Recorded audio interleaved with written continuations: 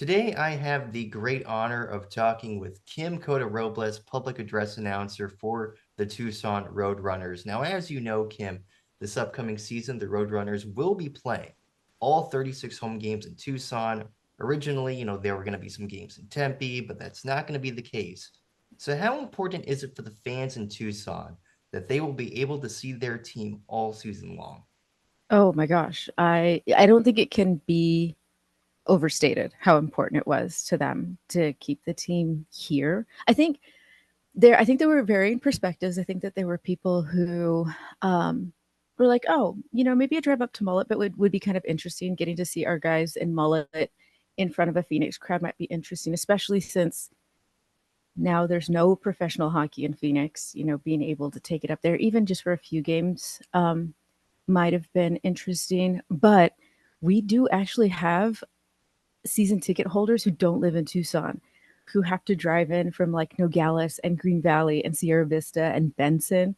So they're already like making huge trips to come see the team. And then having to add on to that would have made their lives more difficult. So I know to a lot of people it was really important to keep the franchise here, playing here. Also, like we're heavily Tucson. Like it's not just about the branding. It's very much these guys like we have players with us who've been with us, I think, like 5 years now for 5 seasons. And it's almost like these guys are Tucson natives. And Tucson is not a smaller community, but a very, like, I want to say, like, you know, a big city, but kind of small town vibes. And people are like really proud of Tucson. So getting to have the team here full time is a huge deal. From your perspective, what makes hockey in Tucson special? Oh my gosh, what doesn't make hockey in Tucson special? It's it's so funny because so I live in downtown Tucson because it's super convenient. I can walk like everywhere. I absolutely love living in downtown Tucson. And so I am one of those people who like stops to talk to everybody like when I'm walking and I pass people and I talk about the Roadrunners a lot when I'm out interacting with people, constantly inviting people to hockey games. And I can't tell you the number of times that I've run into people or been just like talking to people. And they're like, wait, there's hockey in Tucson? And I'm like, yeah, you literally work or live like less than 2 blocks from where we play hockey, for 6 months out of the year. Yeah, like, how do you not know? And there's like branding and signage everywhere. And the amount of people that I run into that are still surprised that hockey is here. And then they're like, wait a minute, but it's so hot here. And I'm like, yeah, go in the TCC when the ice is in it. It feels fantastic. It feels so nice. Cause we never get like, we don't get like the northern winters, we don't experience that. But living in the Southwest, it doesn't get cold. So having an opportunity to go inside somewhere where it's chilly is just like, it's so nice. It's so extra. So it's really funny to me. Like I feel like the southern states, just across the board, the southern states that have hockey, I think we're seeing more and more success in those teams because the players are happier. They get to see the sun a lot more. Our players talk about showing up to the rink in flip flops and then getting done for the day, and they don't have to bundle up and they can go out and golf in December. And they absolutely love, like, on days off, like how mentally healthy that is for them to be able to have, so many days of sunshine, so many days where they can just go and decompress and be in an environment that's not dark and snowy and cold and they're just racing home and being indoors. I really think hockey in the warmer climates just makes a lot of sense. Yeah, absolutely. And just, what does it mean to you, to be a part of the hockey community in Tucson? Um So I don't know if you know this. I was a season ticket holder with the Roadrunners before I started working for the Roadrunners. And then I also have a 15-year-old son who plays high school hockey down here.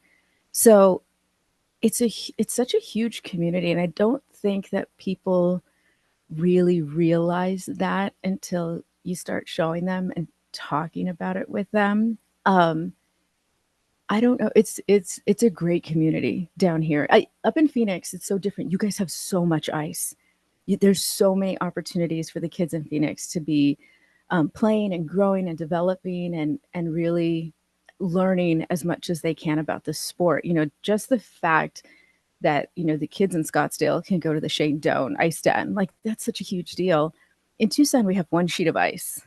That's it, and so everybody has to share it. The Roadrunners are on it during the day. The U of A men's team is on it during the day, and then the U of A women's team is going to be coming aboard soon. Then we have men's league and all the kids leagues and figure skating. Like it's insane when the ice is in. It's it's you're there. We're there all the time. Like especially during the season for me, I feel like I kind of live at the TCC, especially because I live really close to it. But so the community that I think that we've created here is really special. And yeah, people are just happy to be playing hockey and be included in hockey in a place where, they didn't think that hockey was gonna be successful.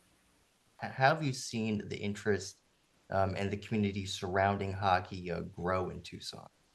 So I can tell you personally, when I have been a hockey fan, oh my gosh, for a really long time. I found it when I was in college, and I was actually working for the student newspaper, and didn't know anything about hockey at all. And then they made me cover it as a photographer. So I learned kind of on the fly as a photographer um, out at U of A hockey games. I had no clue going out there what the rules were, nothing.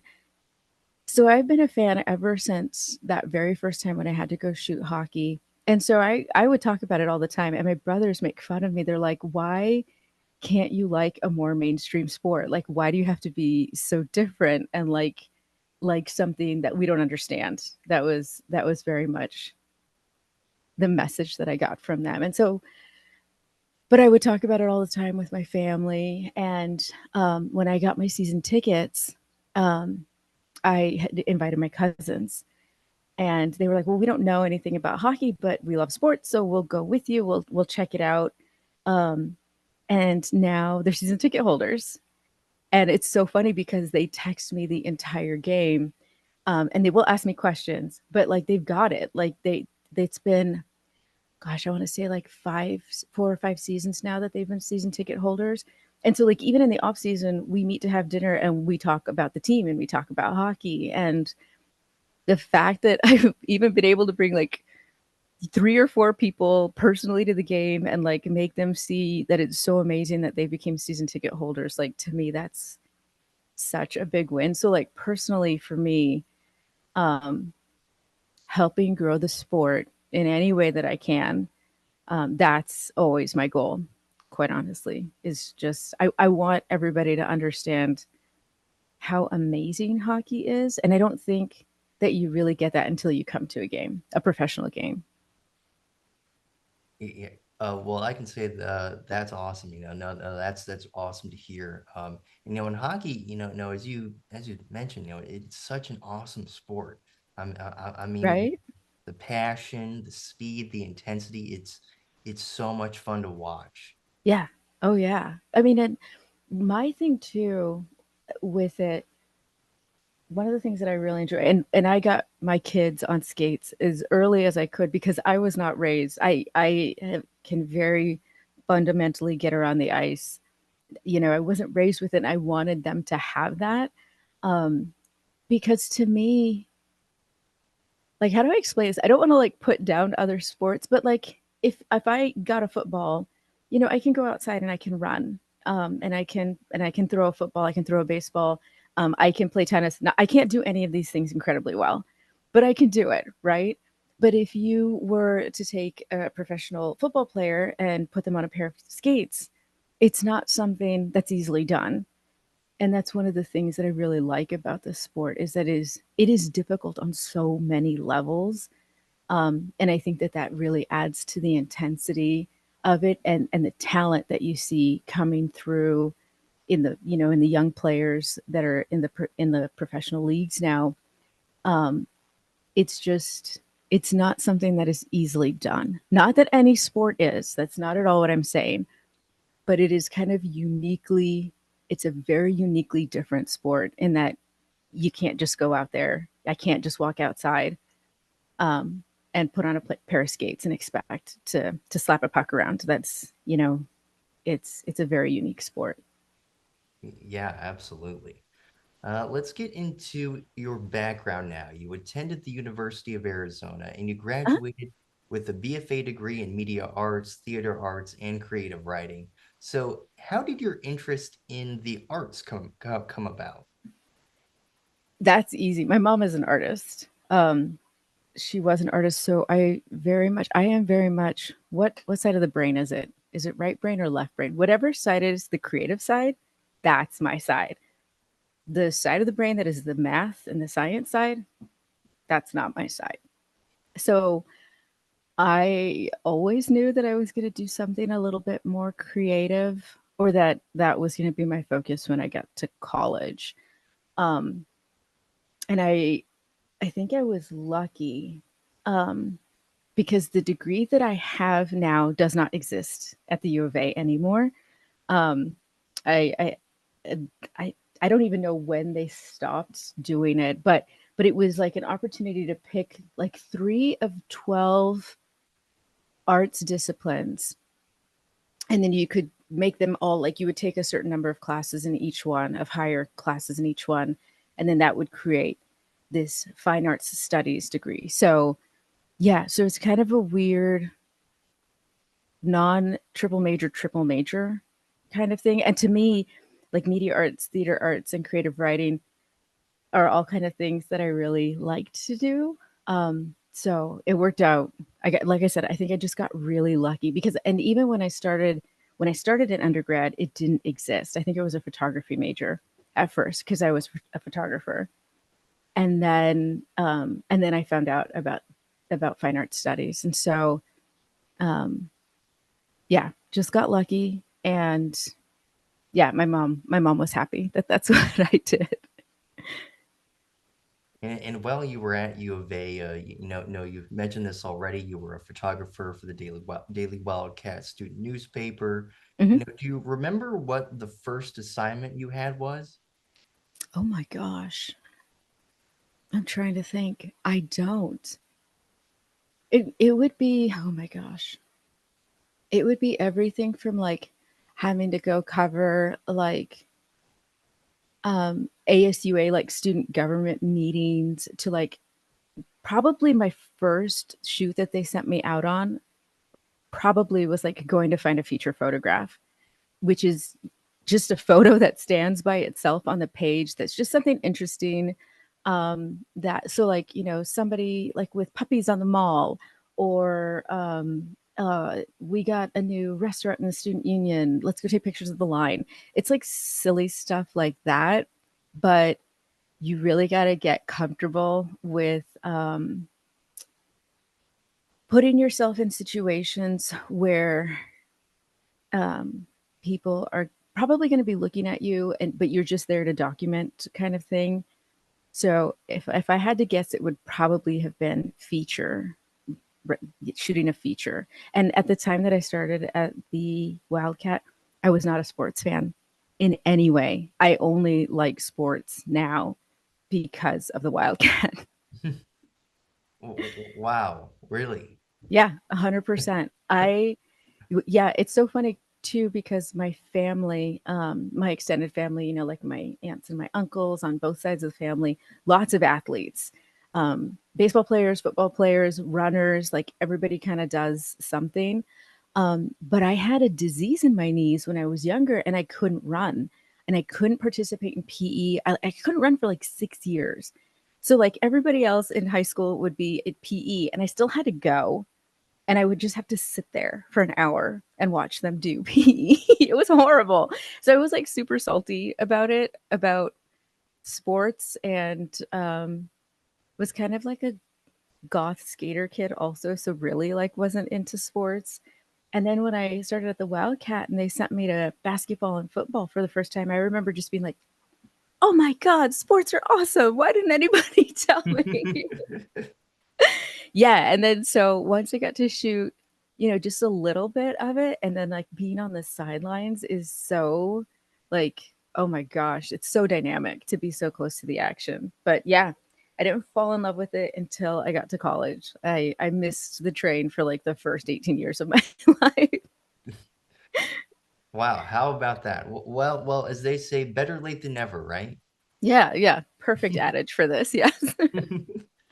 What memories do you have from covering football and basketball games? Oh my gosh, so many.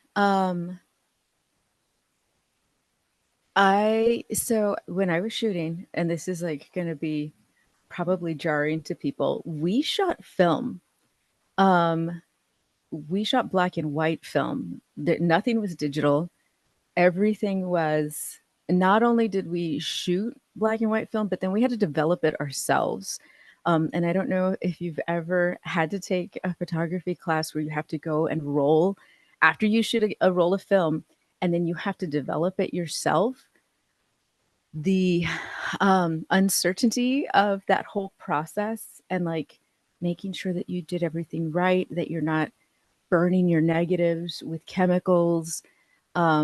It's like it's scary, daunting. Now, I couldn't see the photos as I was taking them. I couldn't review and look through and see like, oh my god, I got a great shot. Okay, I can go.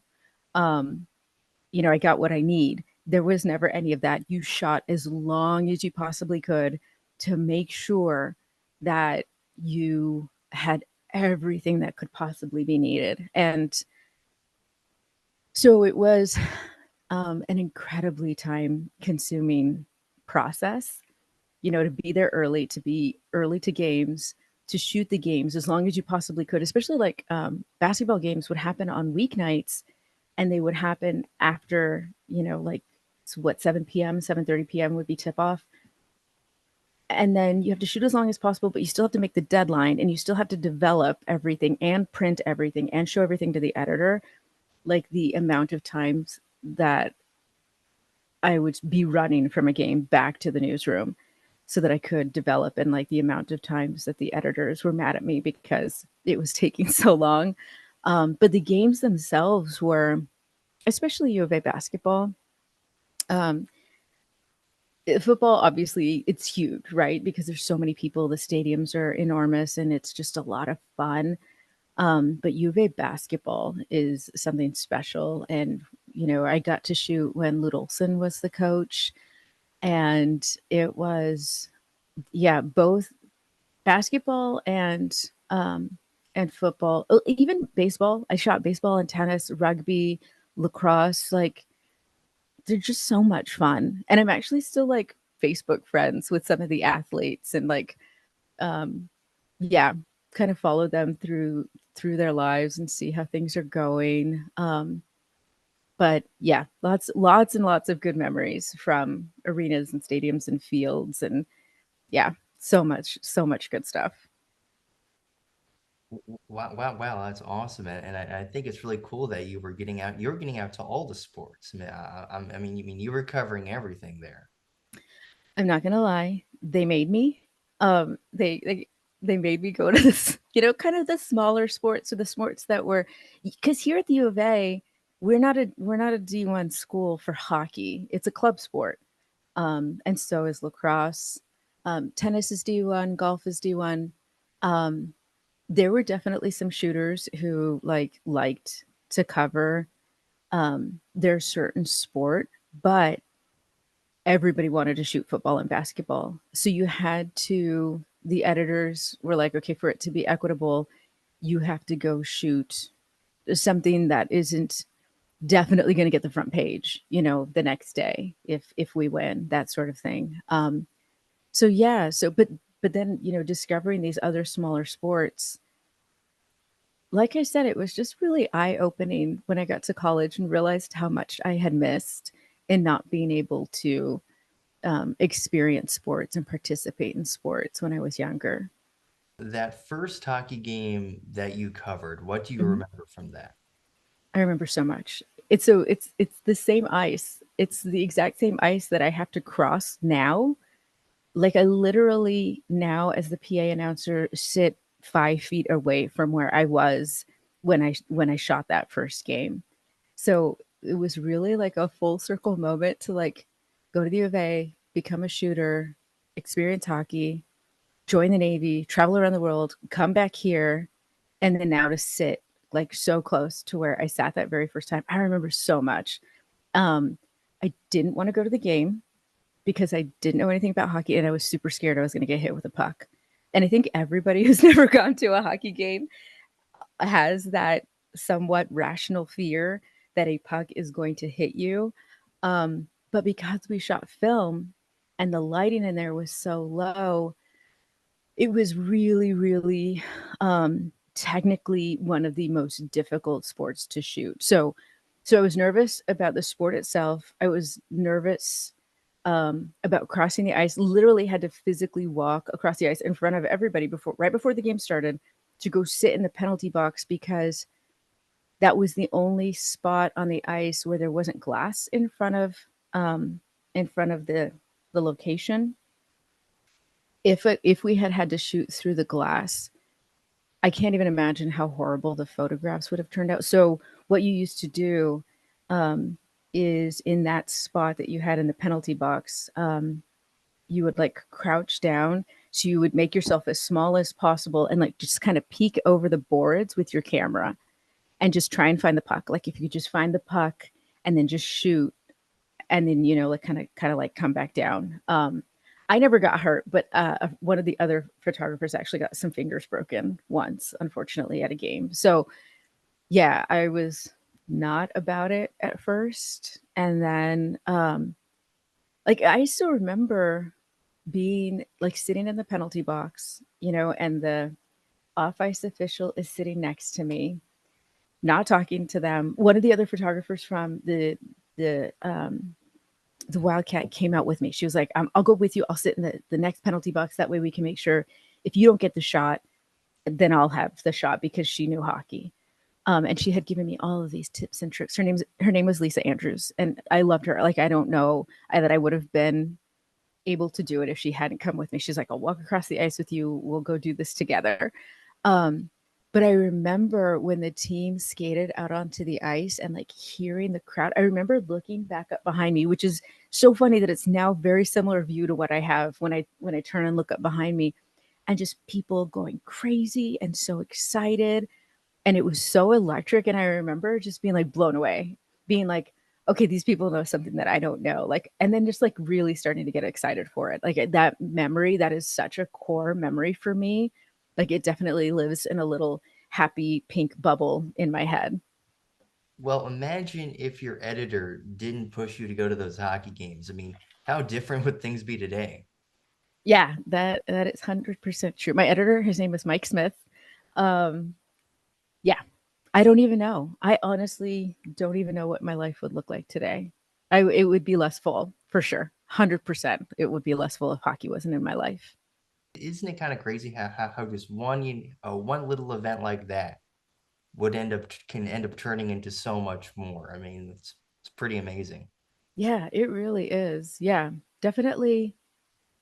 Like, yeah, take advantage of every opportunity, even if it seems like something that you're not going to be into or excited about, like professionally. I think that was really eye opening for me. Like, because I had grown up on like National Geographic and I was like, "Ooh, I'm going to be a Nat Geo photographer," or, like that's the kind of stuff that I want to do. And then getting into journalism and then getting into sports, there were all these little steps that like took me to get to sports. But him, like, I remember him standing at the desk in the newsroom and being like, "I'm not letting you sign up for any more football or basketball games until you take a hockey game." And I would be like, no, no, no, I'll go cover lacrosse. That seems less scary. Like I was doing everything else instead of hockey. And he was like, okay, it's time. You have to go to hockey now. So yeah. So Michael Smith like made a huge difference in my world. And I had no idea what, what impact that would have on my life. How many years later? Mm. And you did a wonderful mini essay, on your love of the sport called Dear Hockey that I came Oh across on yeah. YouTube. I thought it was really well done. It was really wonderful. Thanks. I forgot about that. Thank you. I appreciate I put that together when I was looking to join the Roadrunners or just, kind of like putting myself out there and trying to figure out what my step into the world of sports was going to look like. So it was just something that I created not on a whim, but almost like, okay, how do I get the attention of the key decision makers in hockey, in the Coyotes, in the Roadrunners? What does that look like? And um, so I put that together, and I really need to go back and watch it because I can't even remember right now what I said at all. What did I say? Kind of the basis of the video is like you're kind of describing, your love of hockey is like a relationship. And and and, Mm-hmm. and I love the way that you put that. I think it was just awesome. Oh, that's so great. But yeah, I think that the way you frame it like that, yeah, it's because it is like anytime you love a sport, anytime you love anything, right? It is a relationship. Like even if you love your dog, that's a relationship, right? So I think when you love, like I love F1. I could write a Dear F1 some copy for that also. But I've loved hockey for so long. Like I almost don't even need to think about what I would write because it lives in me, that love. So yeah, so hockey and I have a relationship for sure. Who's your favorite F1 driver? Oh no, all of them. Okay, well, so that's like the most difficult question in the world because I want to say like I have probably like 5 or 10 favorites. Like to ask me who I don't like, that would be easier. Because I love Lando Norris, but I'm not a huge McLaren fan. I like Lewis Hamilton. I love Carlos Sainz. I love Charles Leclerc. Valtteri Bottas. I mean, who doesn't love him? Esteban Ocon is so much fun. Kevin Magnussen, who's leaving. Oh my gosh, all of them. I don't like. Yeah, I don't want to say who I don't like, but it's like the same people. It's like the same couple of guys that most people don't like. Wait, do you have a favorite? My favorite has usually been Lewis throughout the years. He's amazing. Yeah. I mean, no, he's a great guy, no, and he's also a great personality. He's not afraid to stand up for what he believes in.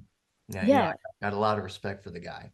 yeah, he's absolutely like so insanely talented at what he does and then like still has the bandwidth to have a nonprofit where he's trying to bring more people of color into the sport, right? And then like going around and meeting people and doing all of these, philanthropic events. Oh, and what designer is he wearing this week because he's amplifying that person and he's going to the Met Gala and like that man is just living his best life. And I am nothing if not the hugest fan of that. He's just amazing. Plus his dog. Plus he brings his dog to the track, and I love seeing Roscoe. Yeah, all the drivers need to bring their dogs to the track, especially like Charles got Leo. Big fan of Charles Leclerc's little weenie dog Leo, cutest little dog ever. F1 is such a fun sport, and I think what makes fun is just is it's all the different personalities, and of course they do that great Netflix show that really highlights all that. Right. I like it's fun to watch. Yeah, and it's not just like when you talk about the personalities, it's not just the personalities of the drivers, right? Like the teams have personality. Like if you think Yeah, about Williams, versus Ferrari, I mean, like could not be more different. But then also, um, the oh my gosh, the team principals are also different too, right? Like I wouldn't have ever like when I started watching F1, if you had told me how much I would love Gunter Steiner, you know, like I would have been like, what are you talking about? Or Toto Wolf, like, oh my God, these guys are so amazing. And Yeah, just a lot of fun to watch. And when you find out, like, you get to know their character and their personality more, and you do figure out like what kind of people they are, um, or what kind of brands and teams they are, then that's like that just adds another layer to the complexity and the dynamics of the sport. Mm. Here's what they should do. They should bring an F1 race to Arizona, and then you can announce it. I think that's Oh what my they should. gosh. Okay, I'm knocking on wood. I'm crossing my fingers. Yes, 100%. I would love, I would absolutely love to do that. I'm trying to figure out how to go to Vegas, but it's in the middle of hockey season. So I can't ever leave to go to F1 in Vegas. And I don't want to go to Texas or Miami. So one of these times, I will be able to head up to Vegas to see. But yes, I mean, we have so much space. How do we not have a race here? Like, I know, yeah. right? It's wide open. Yeah. Although I did hear, so there's it's just in like Palm Desert, so right, so that's like right across the border. That Max Verstappen just bought a house, and there's some sort of track out there in the Palm Desert, and they're building like these incredibly beautiful homes along the track. And so the only way to access the track is actually to be a homeowner along the track, and then you can go take your car out there. And I was like, oh my gosh, to live. I am not a Max Verstappen fan, but to live that close to an F1 driver, like, and it's not even that close, right? Like, how many hundreds of miles is it? But that's still amazing because I'm never going to be living in Monaco, right? So, You're also a former U.S. naval officer, and I know, so I want to ask about that. How did that journey begin, and how has your time in the Navy impacted your life? so the journey began. I'm trying to think about where to start. So, the same aunts and uncles that I was telling you about earlier who are athletes, a lot of my um, uncles were in the military because Vietnam. One of my grandfathers was in World War II and Korea.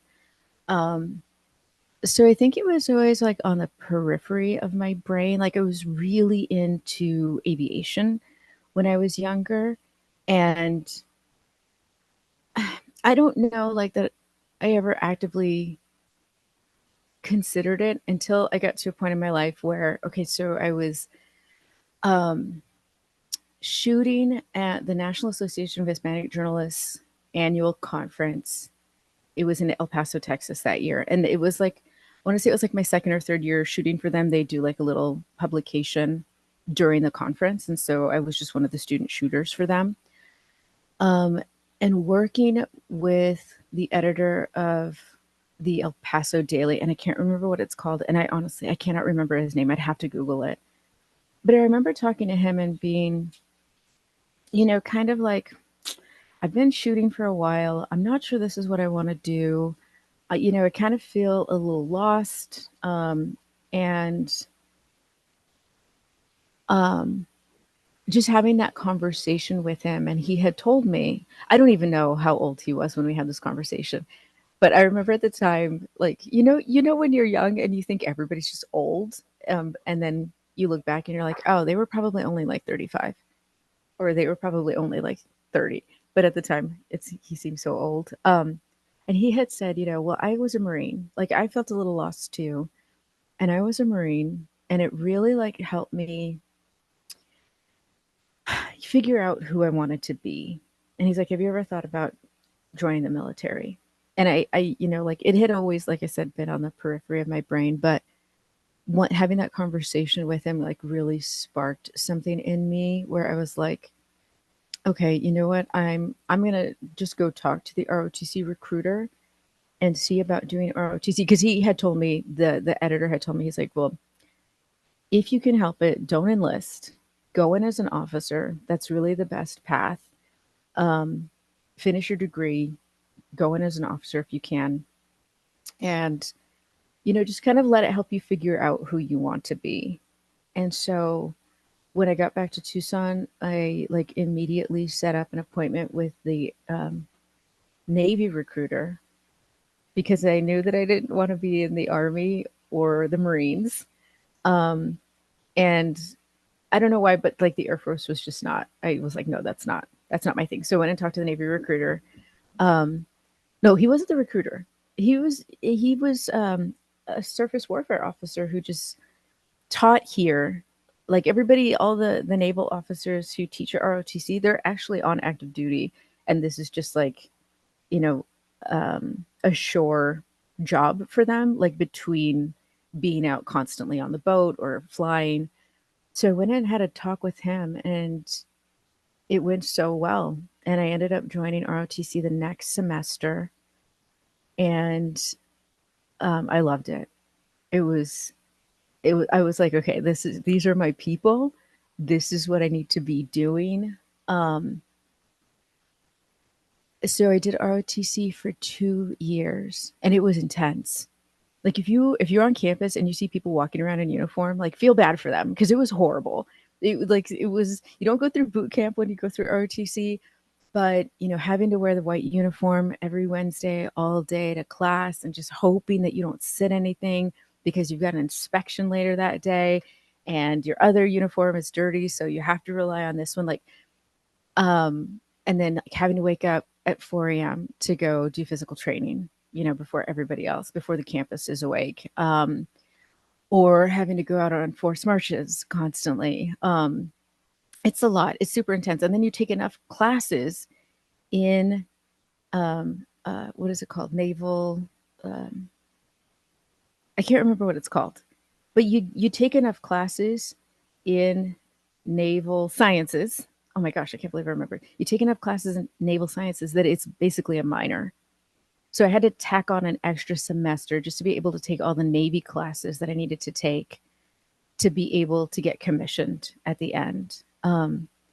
Yeah, so that 100% changed the trajectory of my life. I had no idea where I was going to go when I graduated college, and then having that focus and being surrounded by people who are you kind of rowing the boat in the same direction that you are instead of like being in a boat by yourself going in circles in the middle of the lake is what I had felt like before. Um, it made such a huge difference, and then you get to travel and see the world and have all of these incredible experiences kind of at a young age. Like the amount of responsibility that I had when I was 24, when I look back on it, I'm like, oh my gosh, I can't believe they let me be in charge of so many people and so much money. Like I was such an idiot. I didn't know what I was doing. Like I had training and they gave me what I needed to get the job done, but I was such an idiot. Um, so yeah, I miss it sometimes. Um, and then I talk to my friends who are on active duty still, and then I don't miss it anymore because I remember, yeah, it for all the good that I got out of it, there's like negatives too, right? So with any job. So, but yeah, it 100% changed and made me who I am today. What were some of your favorite places you got to travel to? I'm thinking. So I got to live in Japan for 6, 7, 8 months, something like that. I didn't like it at the time. Um, and I don't know that I would go back, but it was an incredible experience to be able to live in Japan um, and experience that culture. Where I was stationed was up very northern rural Japan, so very like farmlands, blizzards, and we were right on the ocean. Yeah, it was amazing. So as much as I didn't enjoy it when I was there, like looking back, it was such an incredible experience. And I wish that I had like taken more pictures. And I did try to experience as much of the town that we were in and Okinawa. Like I spent a good time out in town in Okinawa. But we were in such a rural location up north. But yeah, I am not a fish eater. I don't eat fish of any kind. So that was really difficult for me to survive in a place that mainly eats fish. um, yeah. So Japan was so interesting and incredible. Um, I got a chance to go over to Korea a couple of times. That was really interesting. I wish I had had more time on the ground in Korea. Um, Honestly, I know it sounds kind of basic, but like my favorite duty station was Washington, D.C. I really loved living in Washington, D.C. And I would probably move back there if the opportunity arose because it was just, but I would move back to northern Washington also, like Seattle. I wouldn't move back to San Diego. I loved living in San Diego, but holy smokes, that place is too expensive and too crowded. Um, and I do not miss the commute to work every day at all. So I don't know, like everywhere that I went had like when I reflect back on that, had positives and negatives, and some of them I wasn't able to see right away.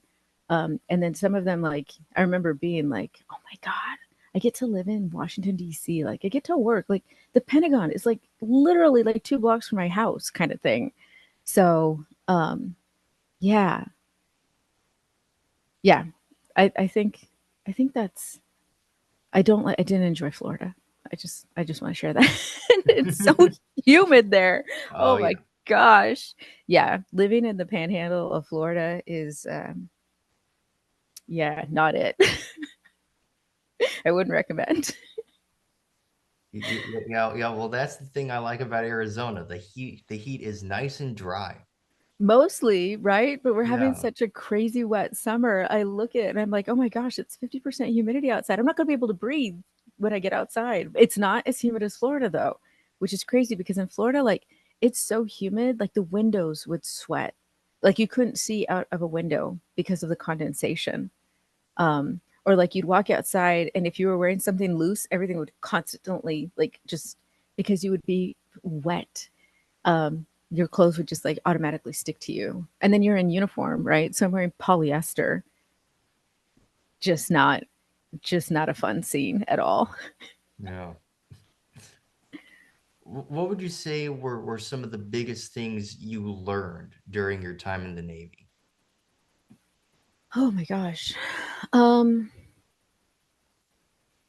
I think I figured out more like who I am professionally. Like in the Navy, and I'm sure this is like this in the military in general for officers, they make you take so much leadership training that you really have no choice unless you're completely asleep for all of it. Like you really have no choice except to figure out, what kind of leader you want to be. And you work for so many different leaders along the way that you really have an opportunity to kind of figure out who you want to emulate and who you definitely don't want to emulate. And I really appreciated the rhythm of the work in the Navy. Like, not just the daily high tempo of the work, but I liked that you get to work a job for a couple of years. So, right, so you get to work a job until you're really, really, really good at it. And then they take you and put you in another job where you know nothing. And then you have another couple of years to get really, really, really good at it. And then they're going to take you and put you somewhere else. So I love that tempo. Um, and the hard part for me now being out is that I loved that tempo so much of constantly learning and changing, that that doesn't really exist out in the civilian world. Like if I do that as a civilian, people are like, "Oh, you're a job hopper." And they see it as a really negative thing. When to me, from my perspective, when you sit in a job for too long, like it just becomes stagnant. And to me, like that's a negative is sitting in one place for too long. So I identified that about myself and that I really, really liked that. And then kind of trying to manage that on the other side as a civilian has been interesting because I want to be, a savvy professional but not look like a job hopper. I always want to be learning, but not be a job hopper at the same time. So I learned that about myself. In the military, I mean, you really learn how to make friends and figure out who your people are and figure out who you are and who they are in um, extremely high pressure situations, extremely high pressure situations, especially at a young age. Like I said, you're given a lot of responsibility, um, and it's difficult when you come out. People don't realize what you did. You know what you're capable of. If I meet another veteran and they tell me a little bit about themselves, I can kind of glean like what they've come from. Um, but civilians have a more difficult time because they only know what Hollywood shows them of the military, and it's not that. In most cases, it's not that at all. So yeah, there's just so much that I learned. It's hard to it's hard to put it, just in kind of like a few little nuggets. I am somebody who believes that the military would be good for a lot of people. I mean, it really kind of, you learn a lot about yourself, you learn a lot about the country, you learn about the dynamics of leadership and work ethics and how to lead people, not just manage people, but how to lead people, which I think some people don't understand. So, yeah, it's hard to just say that there's just like one or two things or one or two um, nuggets that I liked or that I learned, because every day in the military, I learned something new. Yeah, for sure. How did your role with the Roadrunners come about? So that's a funny story.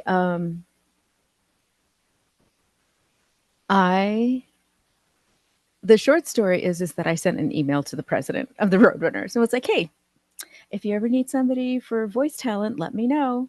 Um, and he emailed me back, and like that was like we were kind of off and running from there. The longer version of the story is that I had been wanting to email the Roadrunners for years, and couldn't figure out what to say. Like I had like a draft email in my Gmail inbox for literal years. And then I finally just one day was like, okay, I'm going to sit down and I'm going to write this email and I'm going to send it. And then I'm not going to have any regrets. It is what it is. I'm just going to put myself out there. And I had put together that deer hockey video that you were talking about, um, and sent it to him. I sent it to him and one other person who I think at the time, like he was like the communications director or something. I can't remember what his title was. Sent it to the two of them, the president and the communications person, and literally got an email back like within a couple of hours. It was like, "Hey, I would love to talk hockey with you. Let's get together." And so we met. Oh my god, I was so nervous. I met Bob Hoffman as the president of the Roadrunners. He and I grabbed a coffee, and we talked for an hour and a half about everything hockey. It was so much fun to be able to talk about hockey with somebody who's like on the inside.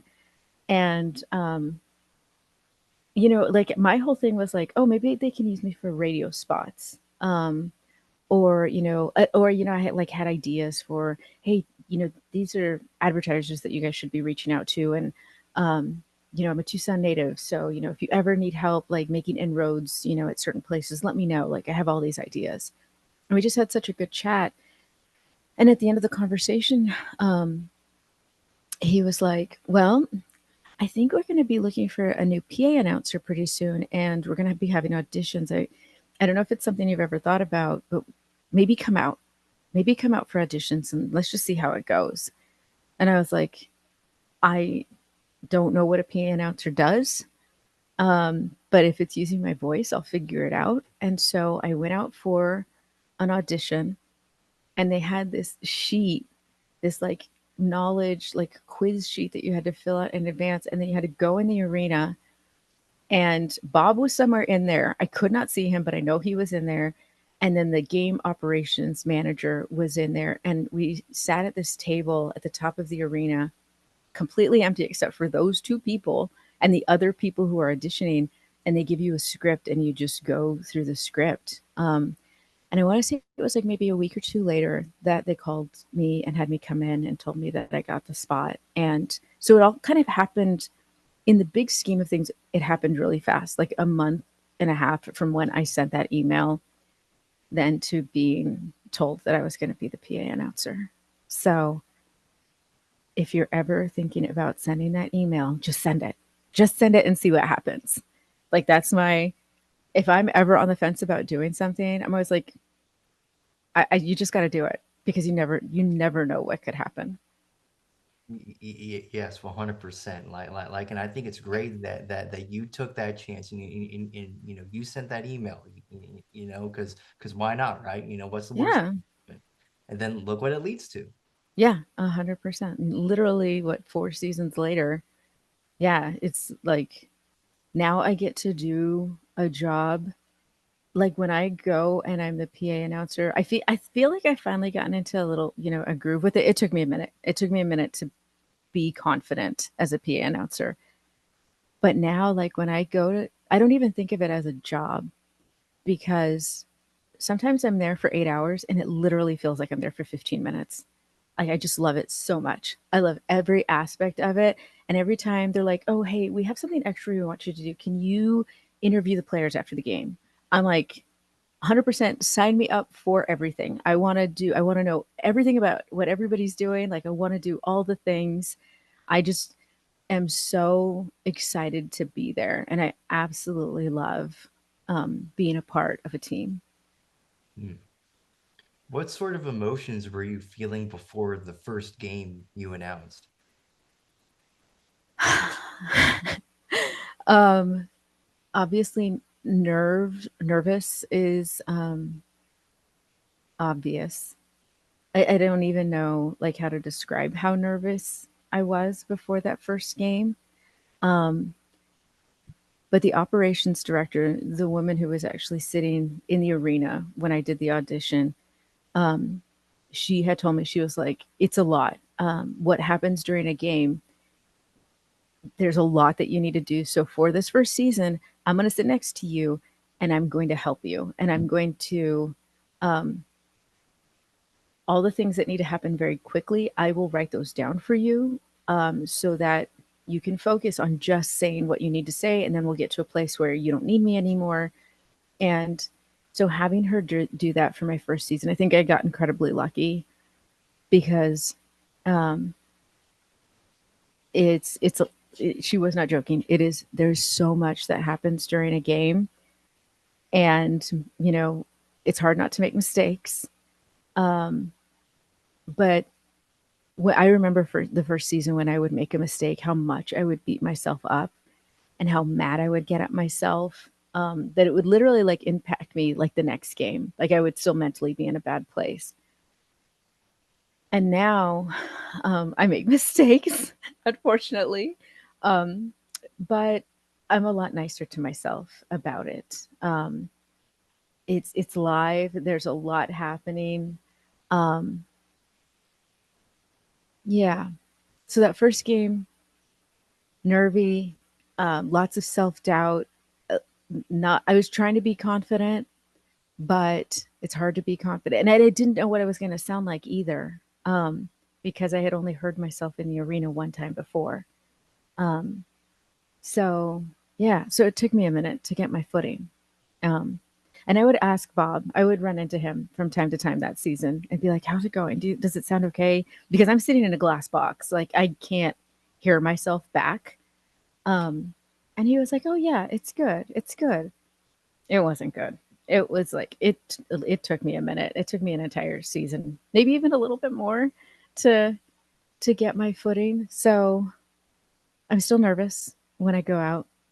before a game. I, I don't lack confidence, but I do definitely get nervous. And I kind of, but it's kind of like at this point, it's like an excited nervousness where I'm like, okay, for the next 2 to 3 hours, like I have no clue what's going to happen. I'm just going to go with it. I'm just here to get people pumped and have a good time. Um, so yeah, so just kind of take it more in stride now. And what was, what's that process been like, developing your announcing style? It's really been, it's interesting. It's interesting being a woman doing it because I feel like a man doing it has a lot of other people that he can look to emulate or to be like, oh, okay, I want to do something like that. Um, like you could go to other arenas or facilities and hear, or you could YouTube um, other announcers and be like, yeah, I want to be like that. I think it's a little bit more. It's different for women because there's not a lot of female PA announcers out there. Um, so I really had to like sit and like figure out what I wanted my voice to sound like. So my first season, I'm so glad that I can't hear what that sounds like and that it doesn't exist anywhere because I didn't really have a voice. It was very much welcome to the ice, the Tucson Roadrunners. Whereas now I don't want to do it because it'll blow out your ears, but like it's very different. Like how I sound now is very different. And it's one of the things that I've done is do you listen to mariachi music? Have you heard mariachi music Oh yeah, before? oh yeah. Okay. So when the female singers in mariachi bands, when they sing, I love that. It's a very low, it's a lower register. It's kind of growly sometimes. Um, so that is what I had decided to emulate. Like that's there are a couple of games this season that they have me do some stuff in Spanish.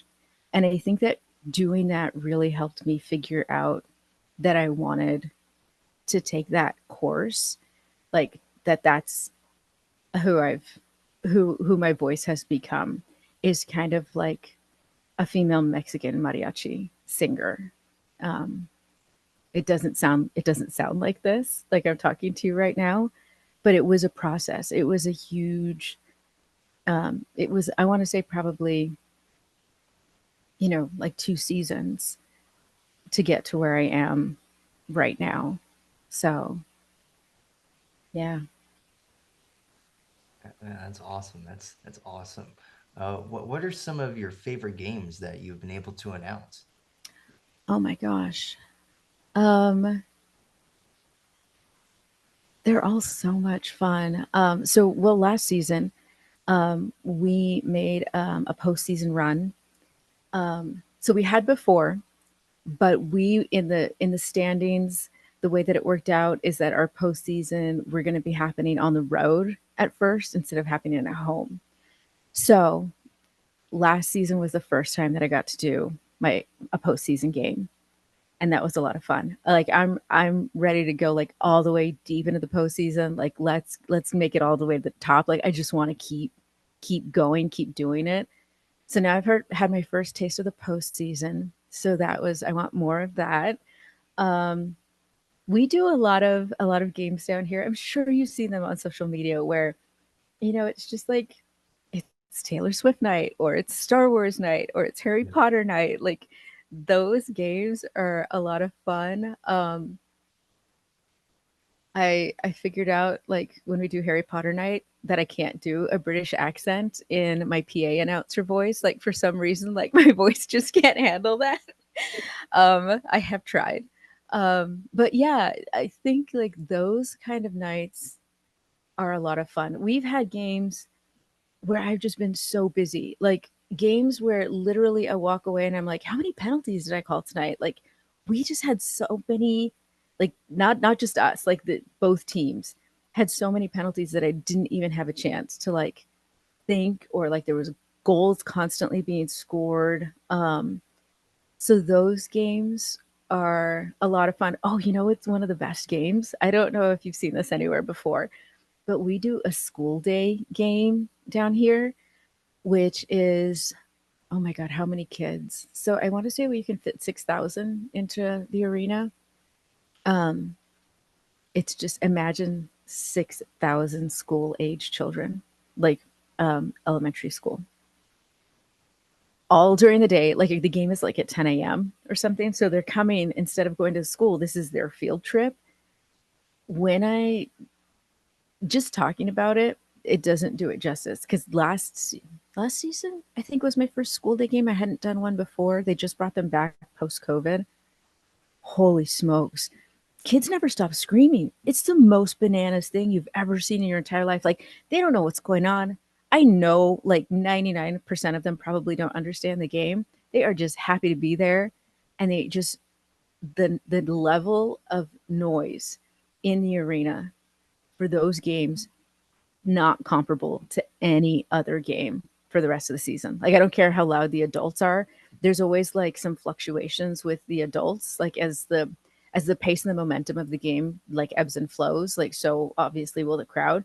The kids do not care. They are screaming for the entire game. It's so entertaining. I don't know. I don't know how they do it. And I don't know how their teachers do it because it's a lot. It's so much. Yeah, wow, wow, that's something else. But what I think is cool is that every game provides a unique experience, you know, for you as an announcer. Oh yeah, 100%. I mean, like if you think about any sport, right? Like you have a script. The PA announcer will have a script. The teams will have, you know, things that they want to accomplish in the game, but you really, and that's one of the best things about sports, right? Is you don't know the drama of not knowing exactly what's going to happen is that's what keeps you there.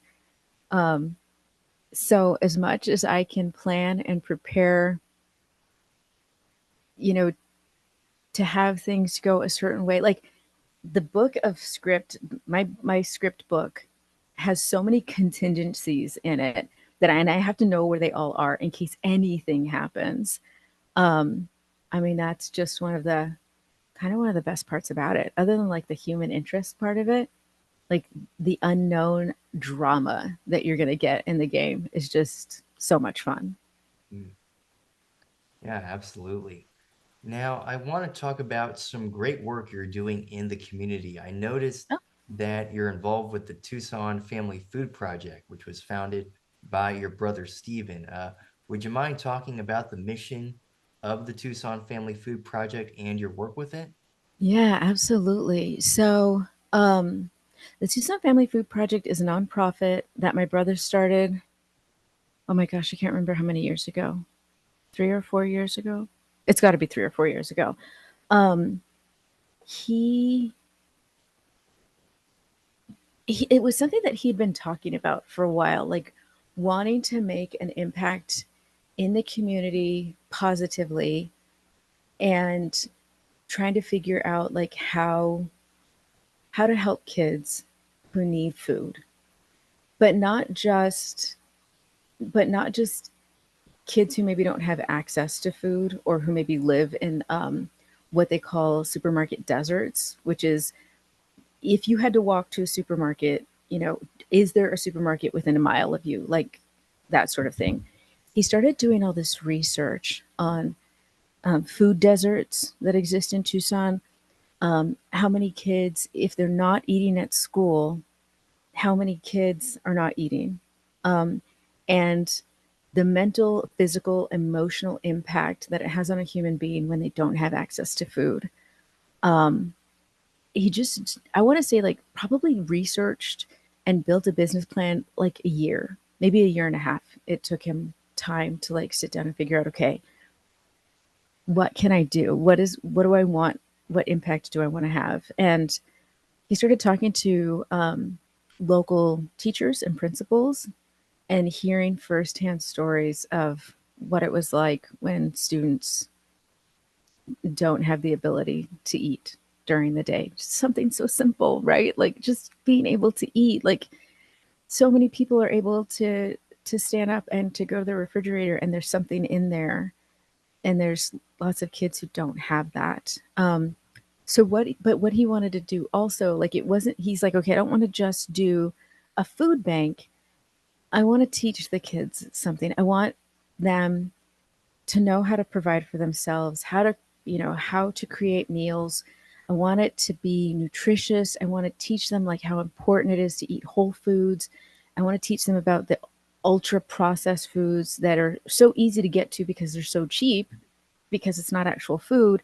So it was kind of like this huge process for him of figuring out like what the Tucson Family Food Project looked like. And then he stood it up. And so now the Tucson Family Food Project, what it does is it provides meal kits to students in the Tucson area. So right now, I want to say it's just over 200 students.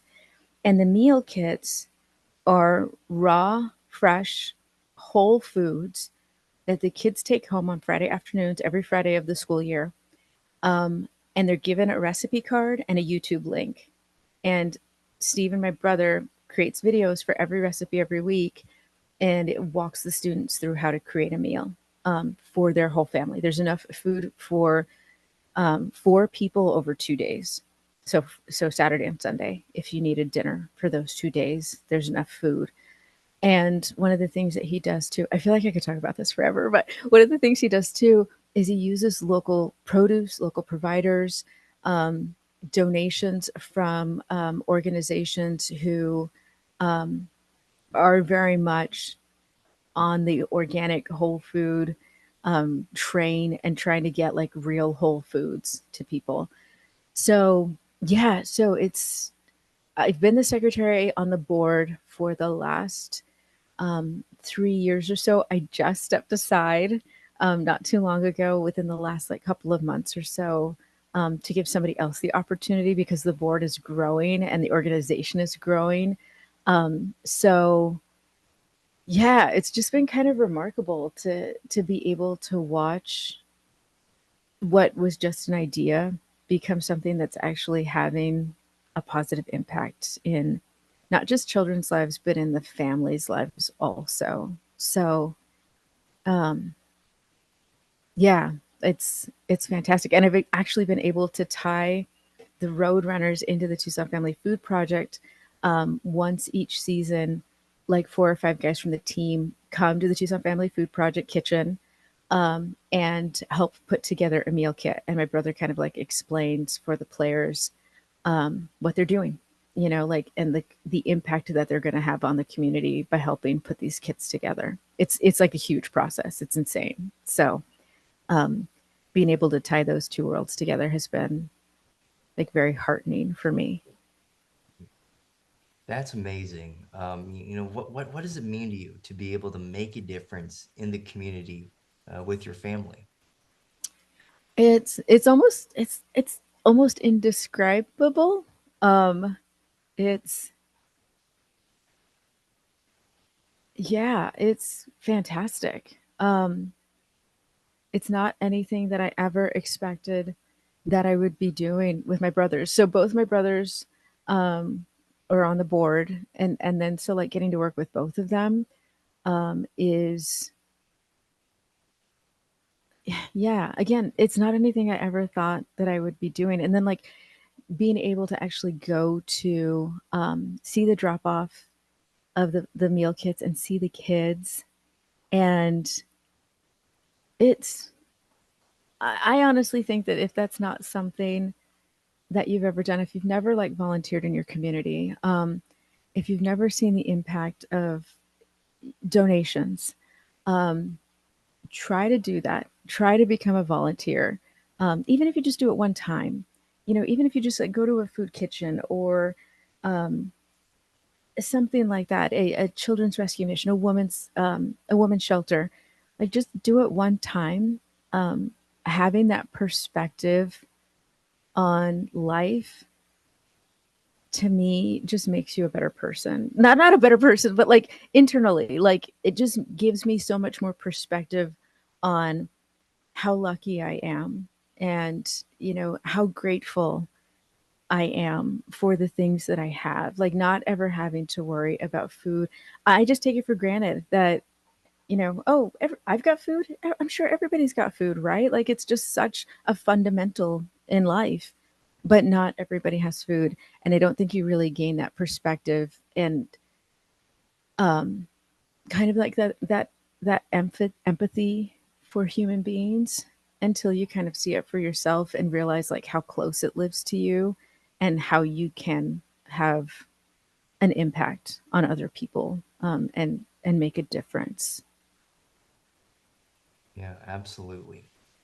Now, in addition to the things that we've been talking about, you're also a mother.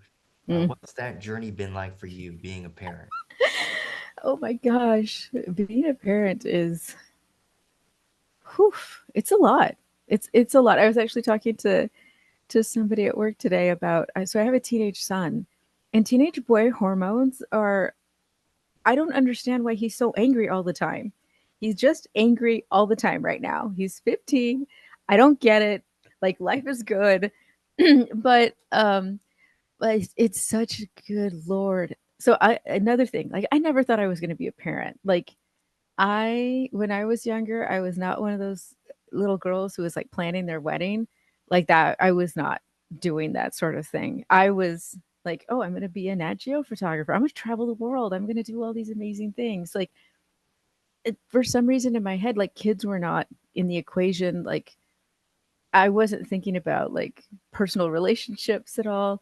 So it's been such an unexpected joy, and um having the chance to like be a parent is, it's not like anything else. It's really not. And I both of my kids, um I don't know, like they're, I know that people probably won't like this, but like they're my friends except the 15-year-old. Like he's not anybody's friend right now. Like I don't know what his problem is, but like my daughter is 24. Um and I just like enjoy talking to her. Like I just want to spend time with her. We're very, very different people. But there's I don't think there's anything that anybody can say or do that would prepare you for being a parent.